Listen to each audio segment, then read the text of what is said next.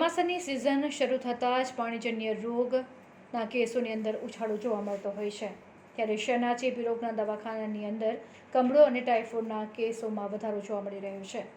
વડોદરા પાલિકાના આરોગ્ય વિભાગના સૂત્રો પાસેથી મળતી માહિતી અનુસાર ચાલુ મહિને કમળા અને ટાઇફોઇડના કેસમાં વધારો જોવા મળ્યો છે. જૂન મહિનામાં અત્યાર સુધી પાણીજન્ય રોગના કેસમાં 2 ડઝનથી વધારે કેસ નોંધાયા છે, ત્યારે ચેપી રોગ હોસ્પિટલમાં 50 બેડની હોસ્પિટલમાં 40થી 50 જેટલા દર્દીઓ સારવાર લઈ રહ્યા છે. શહેરમાં કમળો અને ટાઇફોઇડના કેસ વધ્યા છે, ત્યારે પાલિકાનું આરોગ્ય વિભાગ પણ હવે એલર્ટ મોડ પર આવ્યો છે.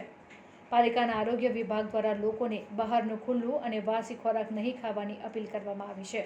ઉપરાંત પાણીને પણ ઉકાળીને પીવાની સલાહ આરોગ્ય વિભાગ દ્વારા આપવામાં આવી છે. પ્રતિવર્ષ ઉનાળામાં કમળા અને ટાઇફોઇડના રોગમાં ઉછાળો જોવા મળતો હોય, ત્યારે હવે વરસાદની સિઝનમાં પહેલા જ અઠવાડિયાની અંદર આ રોગના દર્દીઓની સંખ્યામાં નોંધપાત્ર વધારો થતાં તંત્ર પણ કામગીરીમાં જોડાયું છે. દર વર્ષે જ્યારે આ વરસાદની સિઝનની શરૂઆત થાય એટલે પાણીજન્ય રોગો જે છે એમાં પ્રમાણમાં વધારો થાય, જેમાં મુખ્યત્વે કમળો અને ટાઇફોઇડ આવા પેશન્ટ જોવા મળે. ચાલુ વર્ષે પણ એ જ પ્રમાણે હાલ કમળાના કેસમાં અને ટાઇફોઇડના કેસીસમાં થોડો વધારો જોવા મળી રહ્યો છે.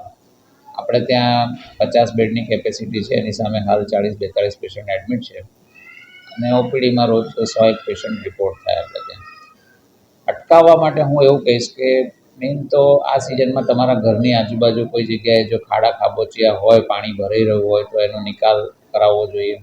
પાણીની લાઈન ખાસ કરીને કોઈ જગ્યાએ લીકેજ જણાય તો એને કોર્પોરેશનની મદદથી તાત્કાલિક રિપેર કરાવવી જોઈએ.